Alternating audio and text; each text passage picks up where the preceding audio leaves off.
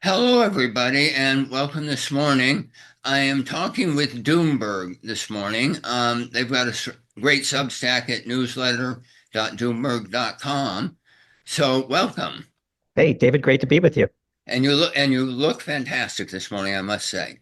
Thank you. Very consistent look when you're an animated green chicken. Yeah. All right. So, first question for you. What has you most worried about the grid right now? Well, certainly the grid in the United States is pretty shaky. The regulatory officials have been warning for several years now that the combination of the growth in demand for electricity driven by data centers, AI, and also the introduction of intermittent renewables without sort of sufficient backup has led to a situation where whenever the grid gets stressed, we're getting closer and closer to grid failure, brownouts, rolling blackouts, and so on. And note with interest that a major grid in New England came very close to bottoming out earlier this week. The Midwest grid with this cold snap that is diving down south across the U.S. Is also putting extreme pressure. So and then the other challenge with renewables is that they don't have what's known as inertia embedded within them, and so tiny blips that perhaps a large coal plant or a nuclear power plant could override and power right through can occasionally lead to sort of chaotic grid cascading failures. And so some things to be concerned about. Grid operators in particular have been sounding the alarm. Okay, and I hadn't thought about the inertia before, but do we actually have the situation where enough of the power is coming from renewables? They have to be the ones that are forcing the inertia? Yeah, and of course, these are non-inertial sources Yeah. of electricity. And we've had a couple of instances in Texas, and we wrote about this last year, where it was a particularly sunny or windy day, and renewables were making up a fair bit of Texas's grid, which, for those listening, is relatively isolated from the rest of the country. Yeah. And little blips that would normally be easily handled led to power outages hundreds of miles away inexplicably. A grid is a very non-linear chaotic dance, right? And sensitively dependent on initial conditions. And you sort of force linearity if you have excess inertia in a grid, not to get too technical. But these direct sources, DC type energy generating sources like solar tend not to come with the benefit of big rotating heavy machines that are oblivious to small blips and just power right through it. And this becomes a more of a critical issue as renewables, particularly solar, reach a sufficiently deep penetration of the total grid at any given time. All right. Interesting, interesting. Something new for me. Um, how do we get to a future where the base load is all nuclear? There's nothing holding us back technically or financially from achieving that today. Ontario, France are just two big examples, for example, of grids that have achieved that. In the province of Ontario, I think 65% of the electricity comes from nuclear, another 25 to 30 odd percent comes from hydroelectricity, which is, of course, technically renewable, I guess, although it does come with some environmental challenges. And there's a smattering of wind and solar thrown in there for good measure. But France, of course, famously generated up to 70% of its electricity from nuclear. The barriers to a nuclear renaissance, a safe nuclear energy future, are 100% political. And the quote unquote expense of doing so is also 100% political, as China is proving. We have in the Western world, particularly in the US, regulatory regimes that have been infiltrated by environmentalists who are steadfastly opposed to nuclear power. That, plus a combination of lawfare against the developers of nuclear energy, means it takes forever to get a permit, it takes even longer to construct a new power reactor.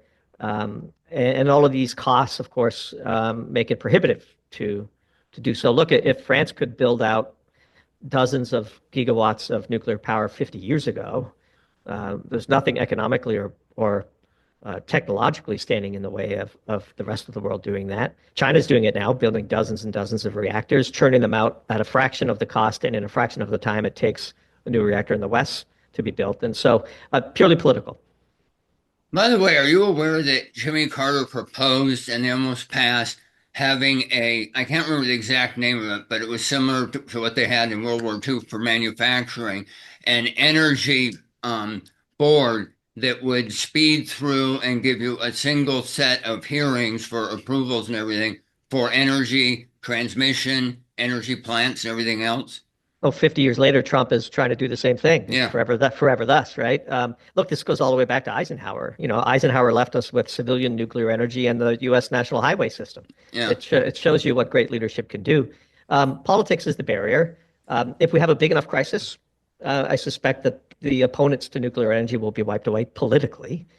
We do live in a democracy, and you have to fight your battles at the ballot box. And as we're seeing, you know, there are challenges to this, but none of this is it can't be surmounted. But like the need for fusion is false. You know, even like SMRs, you know, small modular reactors, these are all sort of distractions from an existing suite of technologies that works perfectly well. I'll close this answer by saying if fission were invented today, it would be hailed as a civilization-saving technology that needed to be implemented post-haste. We have it. It's sitting here. We have these magic rocks, and they give us an infinite amount of energy, effectively. And it's really amazing that we've spinned our wheels for as long as we have, trying to find alternative, frankly, inferior solutions to a solved problem. Okay, good. Um, if we have full nuclear, you know, on the level of Ontario, France, whatever, the solar plus batteries have a role in the grid of the future. And I'll say, especially as you get further south in the US, so that your peak during the year is going to be during the summer with air conditioning. Yeah, I mean, there are some locations where solar makes sense. We could talk about batteries separately. Mm-hmm. You know, because demand does swing, and nuclear plants, while they can load follow, it's probably not their strength. You want a good sort of like Ontario has, you know, hydroelectricity plants are basically giant batteries. So there are parts of the world, Norway, for example, where you could have a lot of renewables on your grid and then swing your hydropower as the sun shines and sets. But you correctly stated that this is a pretty narrow band for solar, the Sun Belt in the US, for example. That makes no sense in any scenario for countries like Germany or states like Maine or states like Michigan or the country of Canada to implement solar at all. It's super low capacity factor. Vast weeks of time in the winter where the sun barely shines. I saw that in the state of Michigan, the average capacity factor in December is barely over 5%. That means 95% of the time your expensive solar panels aren't producing electricity. Um, so solar can make sense because especially in states like, say, Arizona, where the solar incidence drives power demand, and so there's a strong correlation between those two. You can meet that incremental demand with the sun. The challenge with all renewables is what do you do on the cloudy days? You still need a full backup system. Um, Finally, batteries are just super expensive. And if you just integrated all of the batteries that we've already installed on the US grid, it couldn't back up the grid for more than a few minutes. You have to have a lived experience with batteries before you recognize their strengths and their weaknesses. We wrote a whole piece on this where I basically took a 10 kilowatt hour battery and tried to power the various things in my home and projected how long things would last and how could I recharge them and how long would it take to recharge them with solar cells versus a diesel power generator or a gasoline power generator. Once you live the pros and cons, and look, I own plenty of solar panels and plenty of solar generator batteries and regular generators, and I consider myself a bit of a hobbyist. You get a real appreciation for fossil fuels if you try to power your home yourself. Yeah, I also have solar plus batteries in Colorado, and we had a snowstorm 3 days ago, and 2 days ago it was totally sunny out, but really, really cold, and my solar panels were putting out zero. Yeah, that The doesn't day, surprise me. Yeah. yeah, the day after that, finally the snow was starting to melt off of them, but yeah, it was surprising. Last question for you. Do you have anything good to say about wind energy? In a word, no. I just think that wind energy is a bit of a green grift.